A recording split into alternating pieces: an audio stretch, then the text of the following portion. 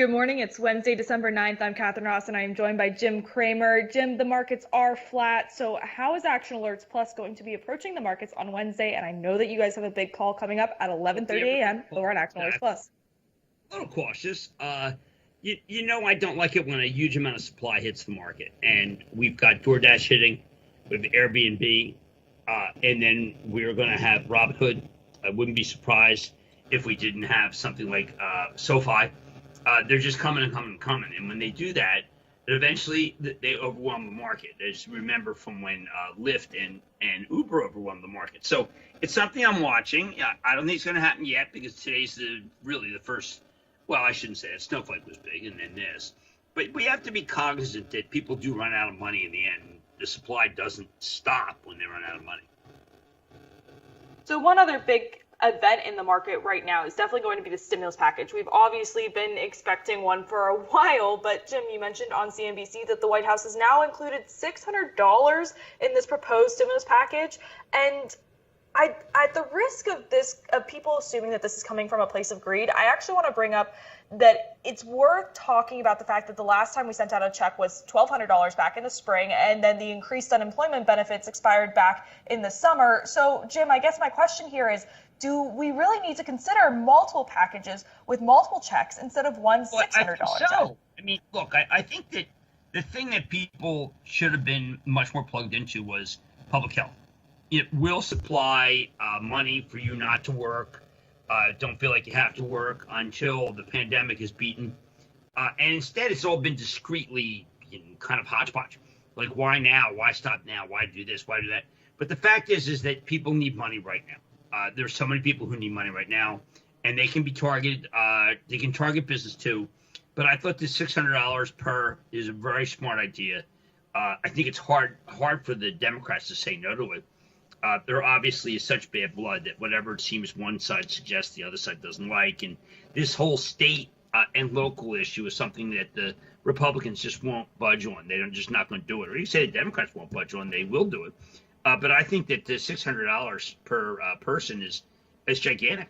And I think that even though it may not be as big as previous, I mean, it's better than nothing. And that's what I'm counting on.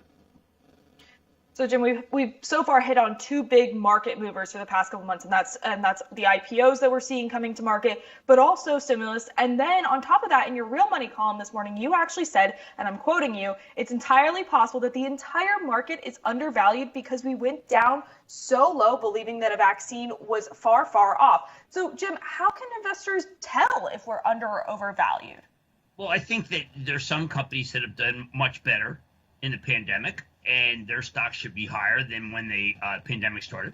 There's some other companies that were levered to China. I'm going to talk about this in our Action Alert call, and they should be doing better because China's doing much better.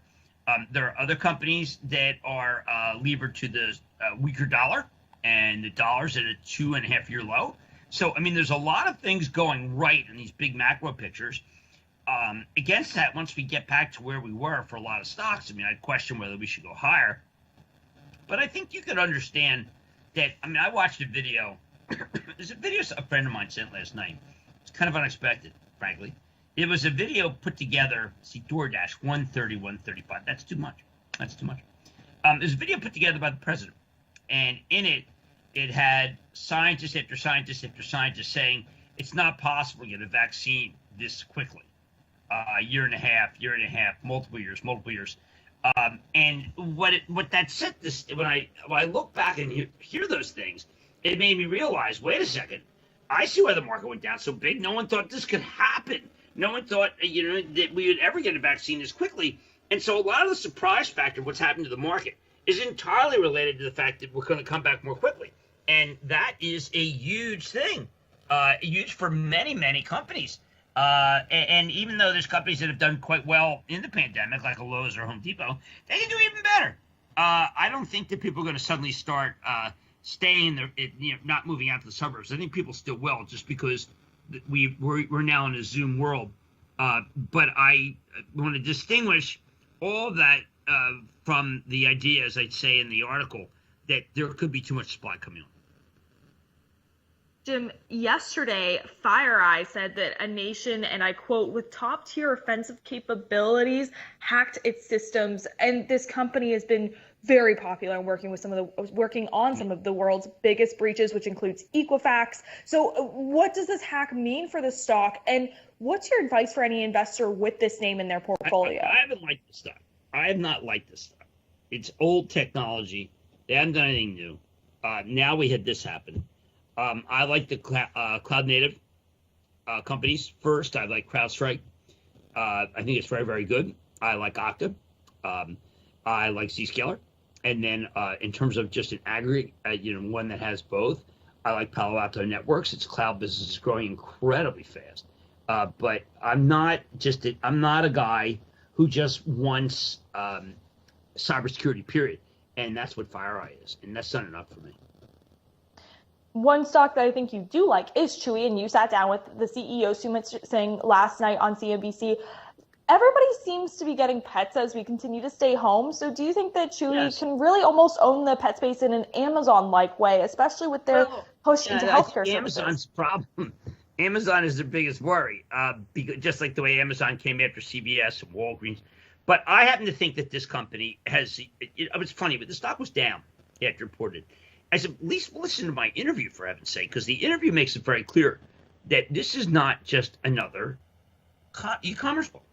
This is a personal play. They understand your pet. They understand you.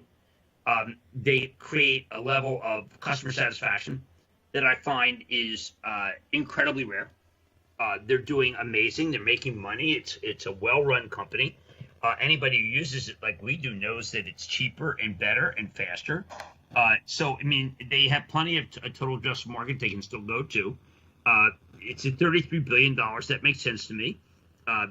It can make as much money as it wants if it chooses to want to do that right now.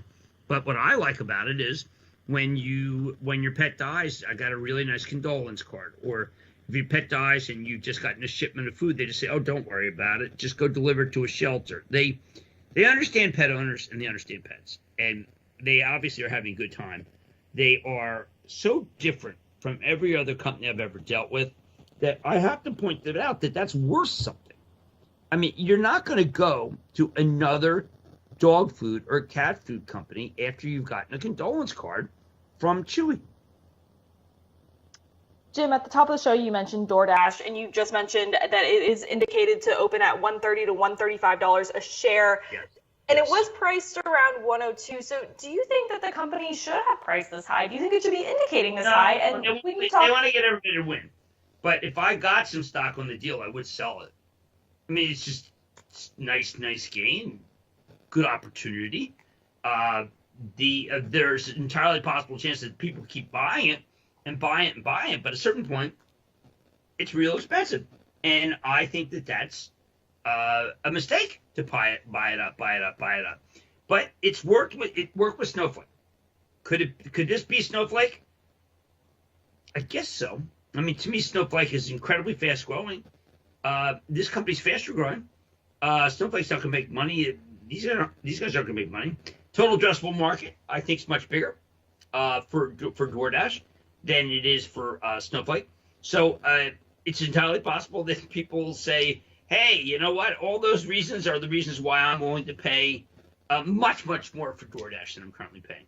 And I think that that's kind of the way it is right now, Catherine. And it may turn out that additional money doesn't come in, that we're finally peaking in terms of the money that investors have. But I just think that if DoorDash, if you got some DoorDash from the deal, I think you should sell at least half of it when it opens, wherever it opens.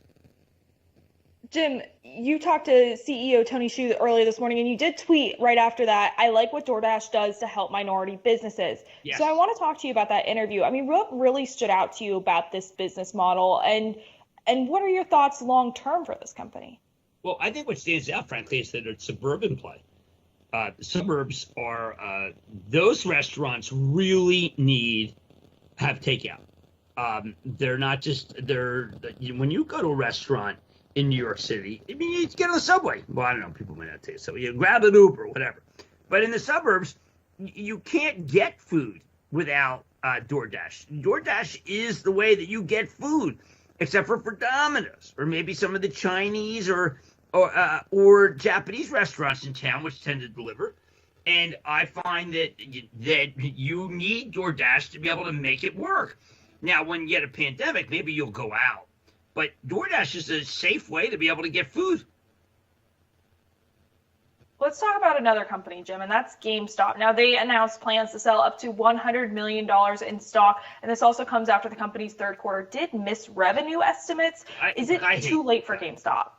I hate these guys. I hate them for a long time. They managed to go up on some sort of short squeeze.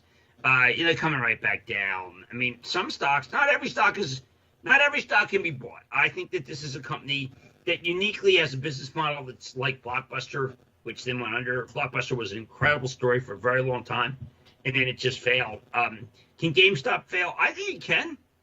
I think it can fall that much, and I wouldn't be around there trying to make some money with it. Jim, one stock that you do like is Tesla, and JP Morgan, Yes. They had a price target of $90 on Tesla. For those watching, Tesla is currently trading around $641. Yeah. And analyst Ryan Brinkman has concerns, Jim, about the stock, saying that it is, and I quote, dramatically overvalued. So is this proof that Wall Street still doesn't understand? The point of what I've been saying is the younger investor is not using any of these traditional metrics. That the idea that you cut 5 cents and you add 5-cent price target boost, none of that stuff means anything to them. What they know is what they see: a car made by a genius that everybody wants, that they could build millions of, and it still will be bought.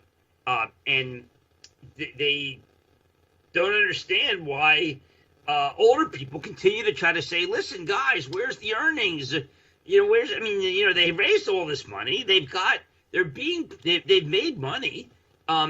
So the stock's expensive, all right? So the stock's expensive. What does that mean? It doesn't mean anything to them that the stock's expensive. It's not part of the equation.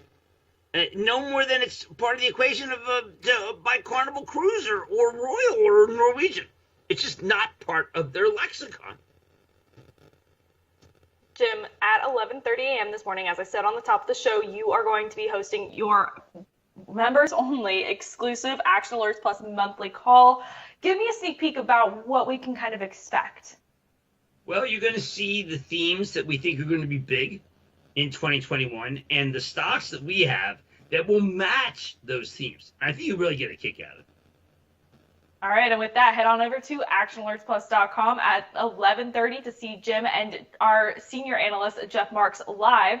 With that, I'm Catherine Ross, and thank you for joining us today. We'll see you tomorrow.